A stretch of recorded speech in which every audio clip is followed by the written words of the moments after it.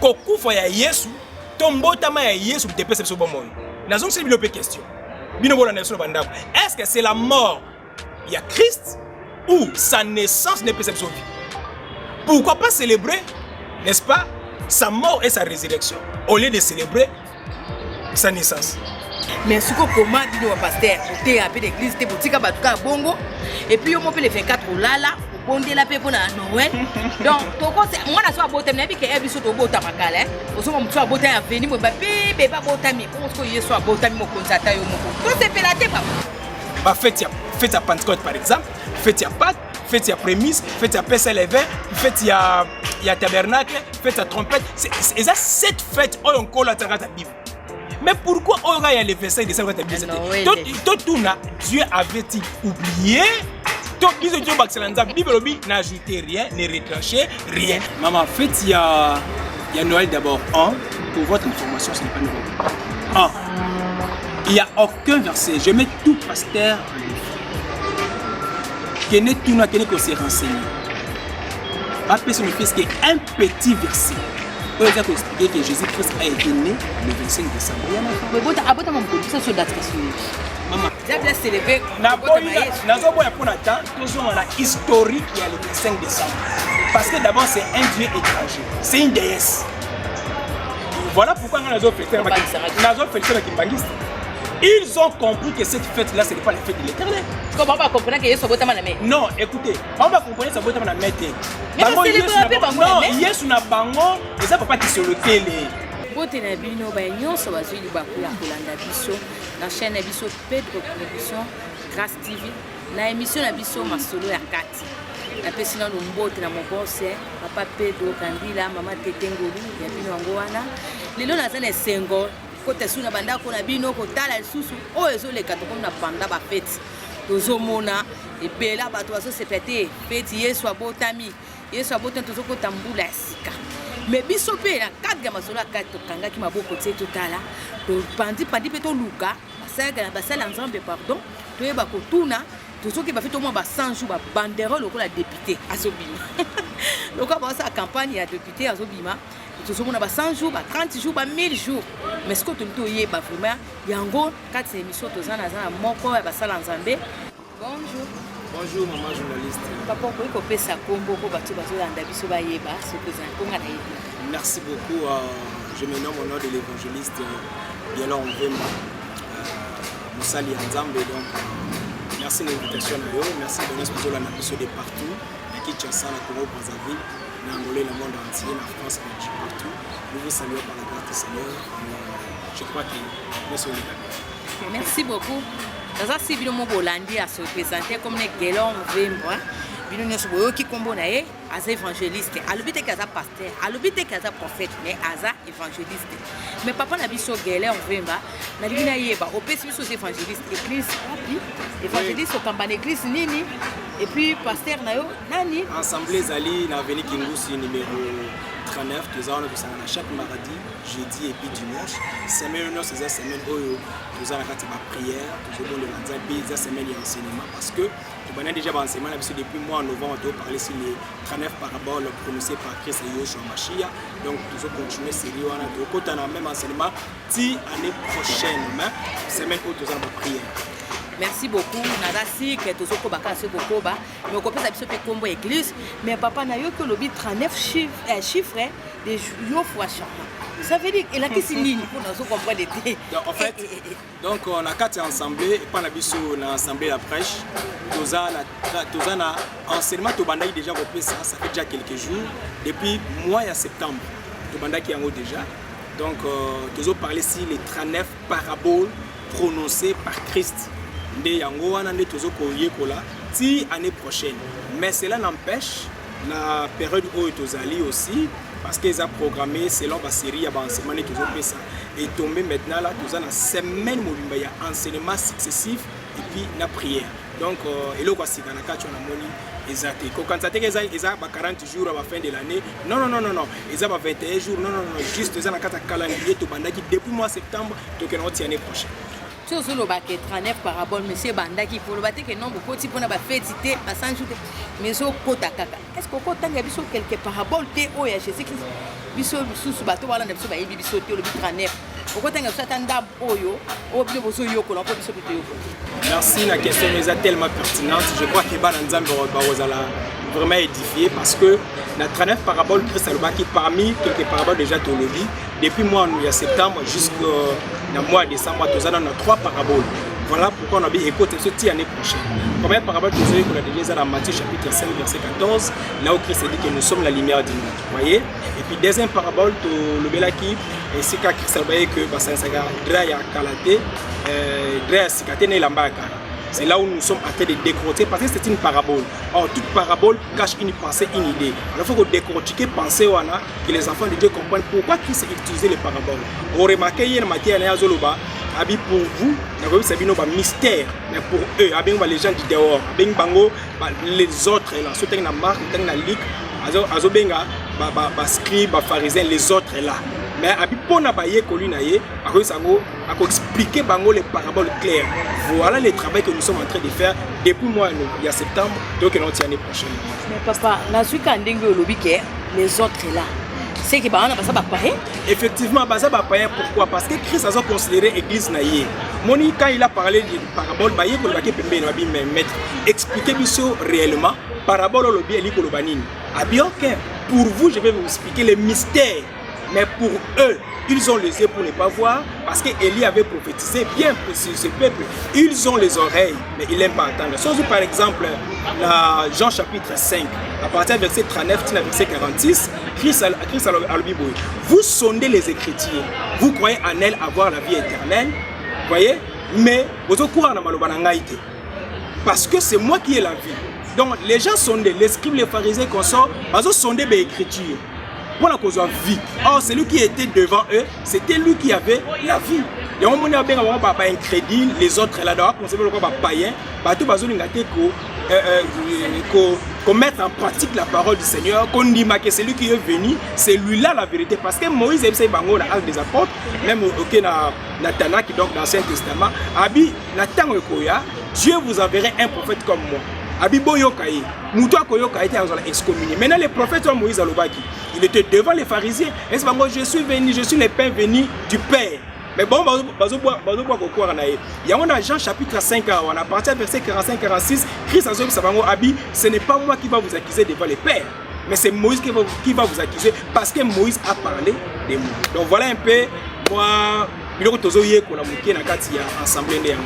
cas, ils ont mamala, monde rozolo bakino, 39 paraboles, mais donc expliquer déjà comme dans la troisième mais dans une sous papa tout ça la période où il y a fête hein toujours qui est clôturer moi na biso ya 2021 ah na Kinshasa tout monde a cadé tout tambola dans les canaux moi la banderole pas 100 jours papa est-ce que nazo na habité les lobby na bilo ba sala ensemble et comme le commerce moko parce que yebi que sur na 100 jours l'église nangai bato yebi que té diable la ka bato na les 30 diable la bato na décembre na fin de l'année comme donc banga boyo ko baksa 100 jours et 6 action de grâce il y a $50 et comme il commerce bien expliquer en fait la prière les allons ma bête nous sommes na maman donc Christ et biso il faut toujours prier 1 Thessaloniciens chapitre 5 verset 10 prier sans cesse donc nous sommes appelés pour vivre dans la vie de sanctification. La vie de sanctification est la prière et la parole.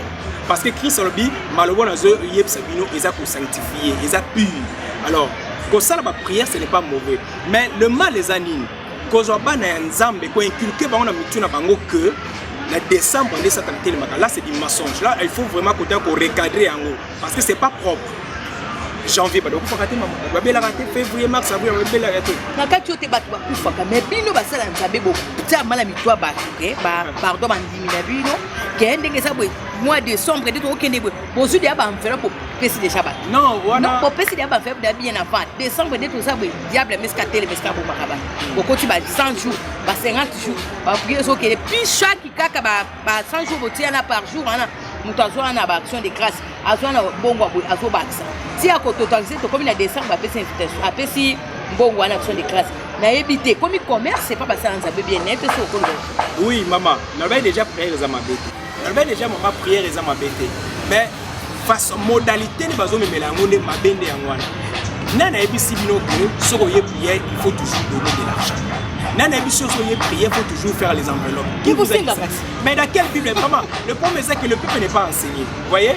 Le peuple a pris en otage par certains enseignements qui n'est pas même biblique. Qui, au moins, il y a ce biblique enseignement. Mais non, maman, c'est pas mauvais. Mais ce n'est pas obligatoirement à la fin de l'année, ce qu'il y a, il faut obligatoirement. Dans quelle Bible? Parce que tous ces pasteurs aux Olobawana, ils se servent de la Bible.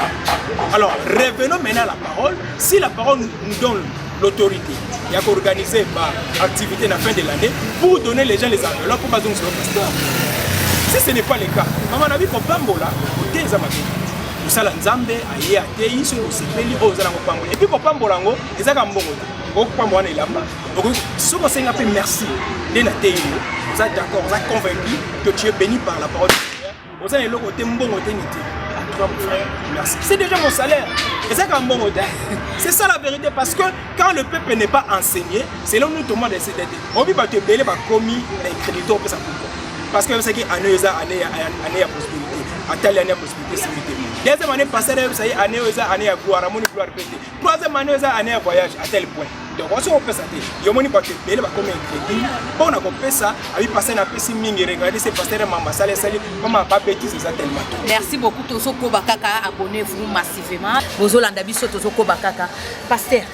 La différence c'est ça l'église to monaka muto soki azana mbongo te ayeto ngaleki liboso babonde ya pona malade babandi nan o azana babandi nan ba benda non babenga ko appel de fonds bandi o azana $50 o bien azana $10 soki muta $50 ayeba ko seli boko ko sata ineta pasteur sobo mais ce muto azata na 1000 fois bien 2000 o mona tie kakabo alekisi pona ni et puis mususu to yoka ke ba pesa ka histoire moi sur oyo a kufelaki pardon ba ki ko kanga bana na ye ba ki na ba bo oh Yesu atunye pardon mosakwelisa atunye ozani na ndaku na ya lobi kui abi yango siko batu ba passer mi bazwa ke non li pamboli li biki ofele ezalaka te moi ça yakutwa tuna ki ozani ya bina sana kui yango avec est-ce que ça ni expliquer biso le peuple périt faute de connaissances. Alors maintenant dans mon petit exemple moi si ya oh mafuta et tout il y a une explication sur ça, il y a tout un enseignement. Expliquez biso vous imaginez on est comme le kola nzamba zote. Mais pas le biblique. Mais c'est surtout sur la biblique. Mais c'est biblique. On ne peut pas. On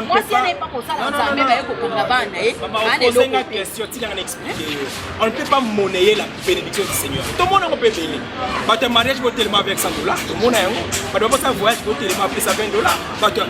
Maman, ce n'est pas biblique. Ça n'a pas de sens. Yo quand c'est ce qui voit si on a appelé ça que ma foute on a une série.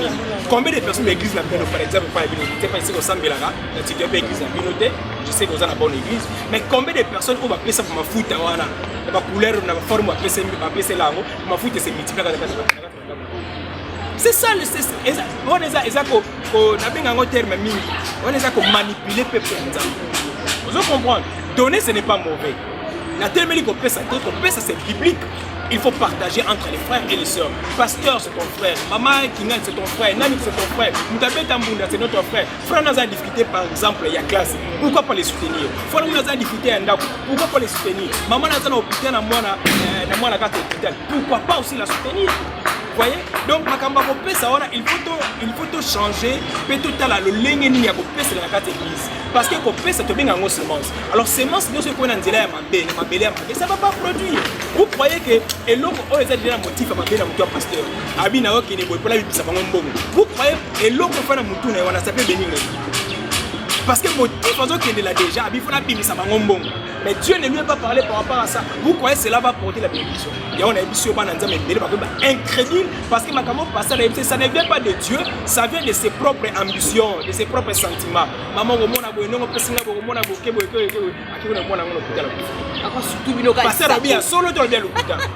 est-ce que pasteur nous a non, maman, il faut que l'église de Dieu ait son rapport. Parce que si nous respectons la sainte doctrine, tous ces bavires, tout le monde en se dit. Il y a des questions posées parce que c'est ça, ils pété.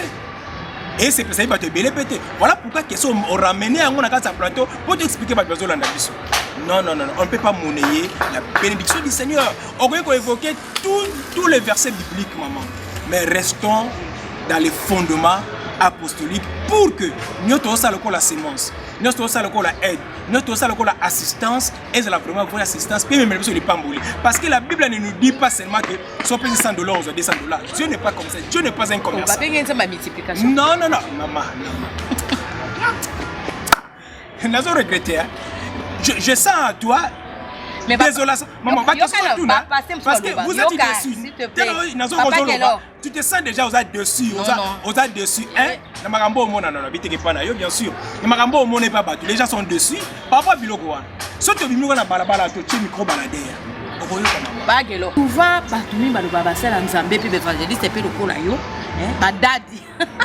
surtout badadi. Si on paye $600, on peut appeler ça que Belinda soit Kibeli. On appelle ça Moukié à cause de Moukié. Donc si on paye $100, il y a un bouquet belé, on peut se Moukié, on peut se Moukié. Donc on peut souffrir ceux qui me savent l'église. On a évité de soit appeler ça Belinda à cause de Belé. Maman, nako senga jour musuto ya pinzako, tout ça la kaka émission sur les données. Tout ça, l'émission Mobimbaka sur le Bible, le livre des Corinthiens. Que chacun donne, il y a un verset biblique. Que chacun donne comme il a résolu dans son cœur. Vous voyez? Ne veut me motiver, mais c'est $100 pour moi, on a porté $1,000. Et pas mais ça n'existe pas. Ça, ce sont des manipulations. Dis à enseigner d'abord Batou, on peut c'est ça la famille. Quand quelqu'un a compris ce que c'est qu'on peut ça, il va donner librement. Mais le mec qui donne, c'est le mec qui reçoit. Pour payer ça, il faut que payer ça. Je refuse. Maintenant, pourquoi tu as la version pour payer ça, il faut que le mec qui donne. Je suis un pasteur. Je suis un pasteur. Pourquoi tu as la montante? La Bible est lobby que chacun donne comme il a résolu ou dans son cœur. Alors, version tout le monde la Bible. La mec qui donne, c'est la mec qui reçoit. Mais quand je résous dans mon cœur, on a dit que par exemple, maman a zobel ça, moi ton frère moi en prison. Te contribuer. Mon cœur est résolu dans quatre on appelle ça 2000 francs par exemple. Où est le mal? Est-ce que je n'ai pas donné? Est-ce que ma mère n'a pas donné? La mec qui donne, c'est la mec qui reçoit. Mais mon cœur a résolu 2000 francs. Mais la poche nous aime ça qui n'a 200 000 parce que maman, c'est que j'ai résolu dans mon cœur. C'est que j'ai résolu, c'est ce que la Bible dit. Il y a comme un penser dans le pasteur, dans un autre côté pasteur. Parce que Moïse Bisangawana, dans un autre pasteur, par la force. Non, la Bible dit que chacun donne comme il a raison. Mais celui qui s'aime paix, moi ce n'est pas paix. Mais non, là, mais tu es libre. 10 000 francs à rejoindre Moukié. Bakangyo Singate, c'est biblique. Mais ne m'obligez pas à couper sa montagne au Lingi. Quoi que ça n'a été que pour les Camerounais, il faut $200, il faut $100. Non, où on est fait où tu as la maman. Maman, nous avons tout un document. Nous avons toute une constitution. Notre constitution, c'est la Bible. Pourquoi vous ne voulez pas la vérité? Pourquoi la vérité, ça la vie passe? Merci beaucoup. Merci beaucoup. Que chacun donne comme il a résolu. Merci. Quand tu as monté, si on a bengi son maman à Zobila l'église, que chacun contribue. Bon, n'aime ça. Au $200, au $500, on a la poche d'argent à $5. La paix ça t'est. Tandis que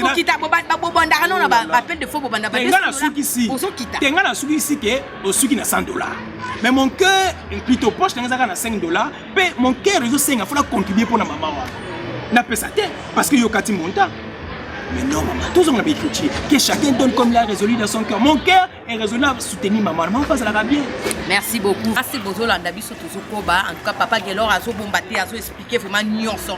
Ozo ka yo pe pasteur ozaka okataka ba $100. Ozo mo église éthique à la vide. Oya zana ngo selo bozuna ene kalubina motema na yo mo ba opesi. Hein? Ce biso be totanga pe Bible parce que nga maman le fini azabwe. Na ça fait servant. Moi si yo oya pesa ka église, oya zaka na ngo zaka e makutu apesa koleka ba nyonso. Yeso alobaka ni moi si apesi ofandi ki ba nyonso parce que ça que non motema. Alors faut comme ça causer ka te ko kata $100 mutu na opesa miso ba pesa po ba mona bango. Est-ce que kozanga ko pesa pe ko sangisa mutu bokonza likolo? Non, non, ma casse c'était kozanga ko pesa e kozo se bokonza likolo. Bon, Bible le Bible. Pour Moutou, à côté de Bokonzalikolo, il faut dire Jésus comme Seigneur et Sauveur. Donc, habiter que, parce que Moutou a fait ça, c'est lui-même dit. Vous savez quoi, maman, dans le livre de Genèse, chapitre 1er, Dieu avait tout créé. Je dis, c'est la première personne qui a commencé à donner. Ce n'est pas l'homme. c'est Dieu lui-même. Après avoir créé tout ce qui existe, la Bible dit Dieu planta un jardin là où c'est qui monte. Donc moi qui les salemi, qu'on a bongi c'est ce qu'on place à vie. Adam, qui nous fait la moitié. Adam quand on a asumuki. Nzamba yeli susu Adam teli bodumbu. Azu susu nyama bomi apese sur lamba. Donc parce que Jean 3:16. Nzamba lingaki mukili minga saki nini? Apesi mwana na yemo. Voilà. Donc tabana ko pesa za pasteur te za yote mtabana pe ko enseigner ma ko pesa eza pasteur te za bete eza apôtre te c'est lui-même Yoshua Mashiach le Dieu vivant. Bravo Nancy Tozoko Bakaka, en tout cas merci beaucoup. Papa na biso gela on fait balobi mutabanda ko pesa ezali nzambe hein nzambe apesa mwana na yemoko oyo yemoko mbeka na yemoko apesa konga na otobikisama. Papa na biso gela on fait ba évangéliste hein papa na dina lié ba sous pour na toto ke ba fête tu as fait de année de toi na émission na biso bandi to ndeko lobela na ebité fête ya Noël to kaka Yesu abotami Yesu asali boy pesa biso ma date wana et ça ma biblique vraiment et comment ma ke Yesu abotama boy hein monde entier va célébrer pour botama Yesu parce que tout le monde a peu ba kimbangiste pe kuna so to komi na ba mois moko boy ba pe ba célébrer ndenge na ba to comprendre été Yesu wa ndenge nini o Maman fête il y a Noël d'abord pour votre information, ce n'est pas nouveau. Il n'y a aucun verset. Je mets tout pasteur en défi. Qui tout n'a que s'est renseigné. Après, ce fils qui est un petit verset. Pour expliquer que Jésus-Christ a été né le 25 décembre. Maman, obéis la qualité à mon salut. Je ne peux que dire ce que la Bible a dit. La Bible peut ça ni date, ni heure, ni jour, ni année. Dis-moi. Exact. Mais évangéliste, mais la Bible, et ça la version où le baratam ange, à mon sami pas mari, 6e mois ça juin. Elle a coûté na 6e mois. Au coût d'un a coûté na 6e mois na. Moli mwanzambe. Quand le bec moli mwanzambe il y a 4 6e mois. Ce que c'est que c'est mais c'est que c'est ma mari 6e mois sur calculer Yesu fa botama. Et surtout tu la décembre Yesu m'a tombé. Moi que c'est au calcul 6e mois na 12e mois Yesu m'a tombé. C'est le bac à botama na. Au peut être une partie de réponse. Maintenant comme vous connaissez, laissez-moi un peu développer pendant quelques minutes. Pas de problème. Maman, déjà na bisio qui n'est pas tous les pasteurs, même moi obi aux servantes. Vérifiez la carte de la Bible na yo wana. Date exacte au Christ abotama. Et deuxième aspect, devront-ils célébrer la naissance ou la mort de Christ? Ça, c'est la plus grande question que nous devons nous poser. Parce que sur Exode chapitre 2, plutôt Exode chapitre 12, lors il a sorti à Israël, ce mois-ci sera pour vous, Exode chapitre 12, verset 1er, verset 3. Ce mois-ci sera pour vous le premier mois. Oh, on va célébrer Pâques. Pâques veut dire l'immolation, il y a agneau.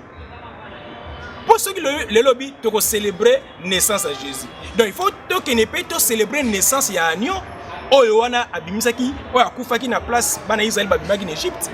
C'est ça où il y a la confusion. On ne peut pas, nous ne célébrons pas la naissance de l'agneau, mais nous célébrons la mort et la résurrection. C'est ça, Nias les a place. Excusez-moi de m'expliquer. Parce que les gens célèbrent la naissance. Ok? Il y a Jésus, parce que Jésus c'est lui l'agneau, n'est-ce pas? Mais tout est la psychologie. Est-ce que Kokufa ya Yesu, Tombotama ya Yesu, te pese bon moi? Nous avons une question. Est-ce que c'est la mort, il y a Christ, ou sa naissance n'est pas sa vie? Pourquoi pas célébrer, n'est-ce pas, sa mort et sa résurrection, au lieu de célébrer sa naissance? Tu vois, ça n'a pas de sens. Du fait que déjà, date, il y a le 25 décembre, et ça, ta Bible qui c'est qui est déjà faux, parce que tu colles un enseignement à Lukuta, depuis l'école de dimanche et tout, et tu comme tata mi bimba, mami bimba, au moins, ce que tu as dit, tu as dit, tu as dit, pasteur na yo. Mais pasteur na yo, il est incapable d'expliquer c'est quoi le 25 décembre. Alors, parce que lorsqu'on y est au baquet, pour travailler sur un an, il a publicité, et puis, fait tu vas célébrer ça, pas faire c'est quoi Yesu. Mais ce qu'on commande nous pasteur, pour te un peu d'église, te boutique batuka bongo, et puis on peut le faire 4 là, pour bonder la paix pour Noël. Donc, moi la soirée botam, n'a pas que ebiso to botam makala, au moment où tu as botam à venir, moi bébé pas botam, pour ce que Yesu a botam mon constat yo mon. Tout c'est pélaté papa. D'abord on a qu'à s'habiller pour y pas. fête où ils ont instauré, on colo et mon rappel ça qui. Sur le livre Lévitique chapitre 23, à partir du premier verset, verset 34e, nous avons 7 fêtes de l'Éternel. 1. De 2. À part les 7 fêtes de l'Éternel, nous avons fête, il y a les fêtes sabbatiques. À part les fêtes sabbatiques, nous avons la fête, il y a les sabbats. À part One, nous avons la fête, il y a la fille de Jephthé. Vous comprenez? Fille de Jephthé, c'est Nabal. Attendez, maman, je vais vous expliquer. Il y a une fête, il y a la Bible. Il y a une fête, il y a la Bible. La fête à Pentecôte, par exemple. Fête à Pâques, fête à Prémices, fête à Pessah les vins, fête à Tabernacle, fête à Trompette. C'est ça, 7 fêtes, on colle à la Bible. Mais pourquoi il y a les versets de cette Bible? Dieu avait-il oublié? La Bible n'a ajouté rien, n'a retranché rien. Mais ce que c'est que c'est un diable. Mais je vous dis vrai. Mais maman, ta Bible n'est-ce pas Bible Diable s'est levé. Historique, il y a le 5 décembre. Parce que d'abord, c'est un Dieu étranger. C'est une déesse. Voilà pourquoi nous avons fait ça. Ils ont compris que cette fête-là, ce n'est pas la fête de l'Éternel. Comment on va comprendre que Yesu a main? Non, écoutez, on va comprendre que ça va être main. Mais non, Yesu n'a pas et ça ne peut pas qu'ils se le télé. Attendez, maman, nous avons fait cette information. Papa, pas de raison. C'est le fait que nous avons fait une date. Nous avons fait un exemple le 15 mai. Mais souvent, c'est le fait. Ils ont vrai. Est-ce que bon passer le 25 mai. Le 25 mai. Il y a Yesu. Maman Yesu Yesu Bible au papa Yesu papa qui sont locaux mais ça le anniversaire. Ah justement. Quand il peut célébrer l'anniversaire de Yesu. Bien sûr. Connais ça c'est anniversaire. Tout le moment dans ça oui ça yo. Mes collègues nos journalistes ils passent célébrer l'anniversaire. Écoutez maman, nous sommes une église du Seigneur. Église du Seigneur veut dire un peuple qui vivre hors du monde.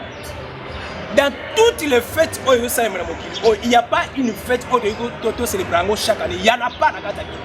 Merci papa la réponse non si bazo la d'abord c'est papa biso Pedro Kangila aso sepela na maman tete ngolu na honorable Gabi Mabengi bazo landa bazo sepela puisque l'on passe au sepela ndenga sana maman Lopango aso sepela kozo lo ba maman la na yeba papa est-ce que église ezaka ya pasteur be anzana? Deuxième question na ngezali fête ya bonne année et ça fait biblique donc quand il boy Noël mais bonne année ça biblique donc c'est pena biso. Maman, dans le Bible bien awa, ils ont la fête mon côté où l'église est célébrée. L'église n'a pas la terme à bâtiment. Vous comprenez? N'a pas l'église en terme à bâtiment. N'a pas l'église le corps à moutou. C'est toi le corps. Il y a trillion d'églises. N'a pas l'église le corps le bâtiment. Hangar ne tout ça la salaona. Yangote. Moi je parle de l'église comme corps. N'a pas l'église le corps bâtiment, bamanzanza tutia ou bien otonita, babé on le temple. C'est malheureux aussi. Il y a 18 mètres carrés au temple. C'est malheureux. Moi, l'église est d'accord. Christ, quand nous avons créé en Christ, à bout de la mission, il y a une seule fête. Il y a une seule fête. Livre à Galates, chapitre 4. La scène de la Bible. Plutôt, Galates, chapitre 4, verset 10. Bible. Attends, je vais prendre pour vous rapidement livre à Galates chapitre 4 et puis nous la Sabino qui a bâti l'église par rapport à la question de maman pour vous comprendre que ce que nous faisons dans l'église, c'est encore une histoire. Galates le Bible. Vous observez les jours, les mois, le temps et les années. Écoutez ce que la Bible dit. Vous observez les jours, les mois, les temps et les années. J'ai craint d'avoir inutilement travaillé pour vous. Apôtre Paul a regretté. Vous commencez à célébrer les jours d'anniversaire. Quand la beauté la mise tout, à l'ingaz à la yémoko parce qu'il a bien dit c'est un Dieu jaloux. Et ça a fait un anniversaire. Quand la gloire au Seigneur, c'est fini. Tu ne peux pas les célébrer. Mais maman, soit tu es église, soit tu n'es pas église. Église au Bible, il y a Christ dans Matthieu chapitre 16, verset 18. Abi, tu es Pierre, et si toi Pierre, je bâtirai mon église. Pasteur dans une église, l'église a un colo. église ya pasteur te, église ya nkolo. Mais pasteur monsieur moi ceux qui protocole c'est qu'on a pengano l'église quoi qu'à soutenir viens plus à l'église. Ça c'est mon église. Oui. Ma cause. Ça c'est pas trop. Mais qui faut te tourner la question. Bon, azana raison na ya bi one église na wana ye. Hein? Wana église na ye, azana raison. Yongo moni na l'église na ye, a célébrer l'anniversaire chaque année. Azana ba mabonza ba spécial o ya ye. Azana ba dîme spécial o ya ye. Yenim tazali la tête de l'église non, mais la Bible nous dit celui qui est la tête de l'église c'est Christ maman. Merci. Ce n'est pas frère tout le monde à chaque temps prophète pasteur ça banzambale et tout. Ce n'est pas ça. L'église est bâtie par Christ. La seule personne à mon l'église est pas c'est Christ sur la croix. Merci, merci beaucoup, vraiment beaucoup. Merci, Bozo Landabiso, tout comme pratiquement na fin émission Nabiso. En tout cas, pasteur Obosa la Kaboeza passe.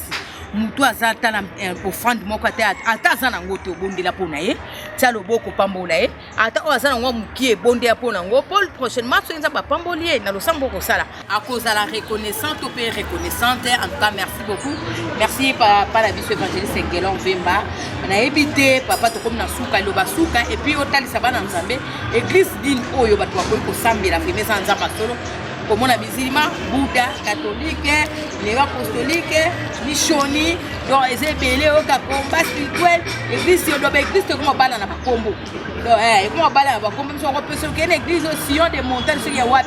OK, on peut t'apporter. Bon. Merci, merci maman. Nous avons chuté déjà dans l'émission. D'abord, on a merci, on a merci pour l'invitation na yo et sali ngai bien makasi tana yo quand on benga ingai dina c'est l'effort na koma auto tourner mission et là pour retenir les que l'église n'appartient pas à l'homme, l'église appartient à Dieu. La Bible dit nous sommes fondés, bâtis sur l'enseignement des apôtres. Donc tout ce que nous allons faire dans nos assemblées auto benga église, il faut se référer toujours parce que biso temto bandi makambo yo bato ba banda makambo yo bazali mukolo na yango azali. Tu peux pas faire quelque chose dans l'église sans pourtant consulter mukolo na yango yango moni ba vocable on est bana ça c'est mon église. Vous comprendre azolo bango pourquoi yebi na yete qui est l'auteur de l'église. On est église na ye, on est za makambo na ye, na on sa makambo na ye, on célébrer ba fête ba Pâques, on célébrer ba fête ba nino, on célébrer l'anniversaire et tout mais mbalasima ndongo lobi. Merci na Robin qui quelques personnes qui ont fait ça bango ba meilleur vœu parce que tous ans la période de fête quoi.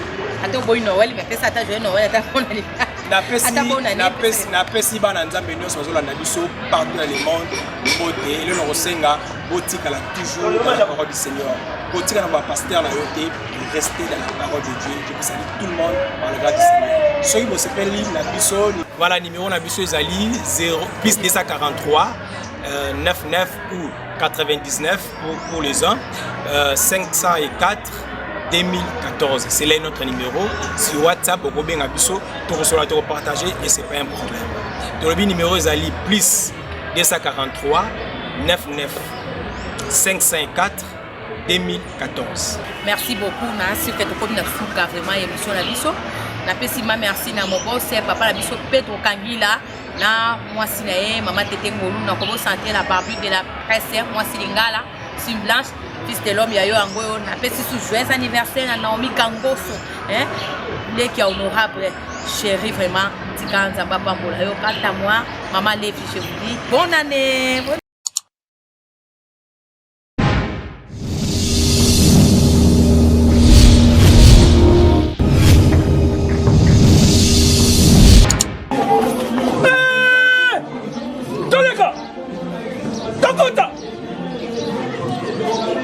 Approchez, Kota, Boya, Boya Belé, venez nombreux.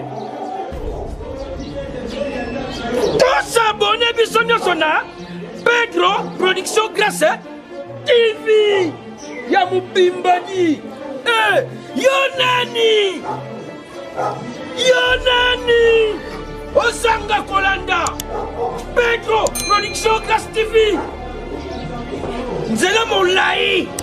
Mais mission nous c'est na kati. Et c'est que le théâtre était Mokoto makambo eza ebele. Massif Mathieu, tu s'abonner, ni t'es manière s'abonner. Il peut s'abonner, s'abonner, s'abonner, puis tu as s'abonner. Et ça mon pasteur pour s'abonner. On me dit quand des écrans, quand des, on dit comme s'abonner au deux qui gagne. Tu vois les autres qui gagnent, on m'a qu'à épimer nous. Ma vie, tu s'abonner. Pedro, production. Grâce TV, babi ko bomu na bagage ya kitoko bomu na be mission, bomu na nyonso bino boduka. Omu bacteria bacteria o boduka ka o bomu na ba on soutena ba o bomu na ba. Bise na soto bomu na ka kuna. Babi awa i. Tu as abonné à Tim Dario ko. Bise ni te abonné. Makambo eza ebele na Pedro Production Grâce TV. Nabungi